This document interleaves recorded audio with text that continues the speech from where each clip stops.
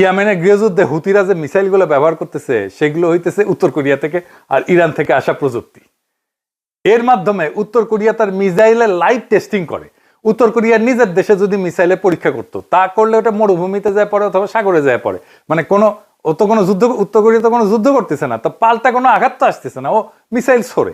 কিন্তু ওই মিসাইলটাকে কিভাবে শত্রু দেশ অ্যাটাক করবে, ফেলায় দেবে, আসতে দেবে না, সেটা তো দেখতে হবে।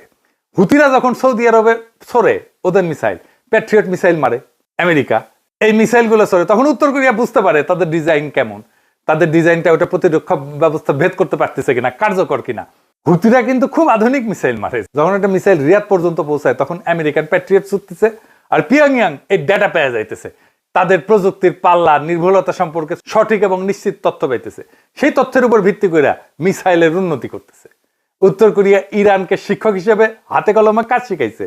আর হুতিরা যখন এই একই প্রযুক্তির মিসাইল সৌদি আরব বা ইসরায়েলের দিকে চড়ে, তখন উত্তর কোরিয়া পর্দার আড়ালে বৈশা তাদের অস্ত্রের রিয়েল টাইম পারফরমেন্স দেখে।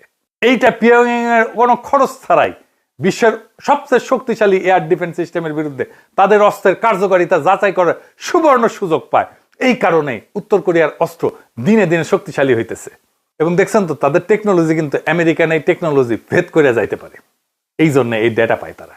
মানে আমেরিকা মধ্যপ্রাচ্যকে সেভ করার জন্য প্যাট্রিয়ট বসাইছে, আর উত্তর কোরিয়া হুতিদেরকে অস্ত্র দেয়, হুতিরা এই অস্ত্র মারে মধ্যপ্রাচ্যের বিভিন্ন দেশে, এবং ওইখান থেকে প্যাট্রিয়ট ছড়ে ওই অস্ত্রটাকে ফেলায় দেওয়ার জন্য, ওই মিসাইলটাকে ফেলায় দেওয়ার জন্য।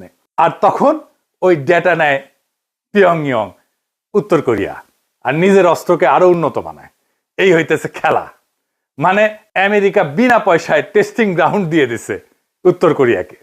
এখনো কি উত্তর কোরিয়া থেকে ইরানে অস্ত্র আসে? হ্যাঁ আসে, কিন্তু পুরো অস্ত্র বানানো অস্ত্র আসে না। মানে একটা মিসাইল ট্রাকে উঠায় বা বিমানে উঠায় পাঠায় দেয় না।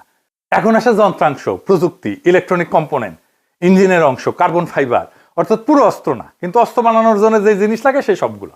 এটা একটা সুবিধা আছে যে পুরা মিসাইল পাঠাইলে তো ধরে ফেলবে যে পাঠাইতেছে।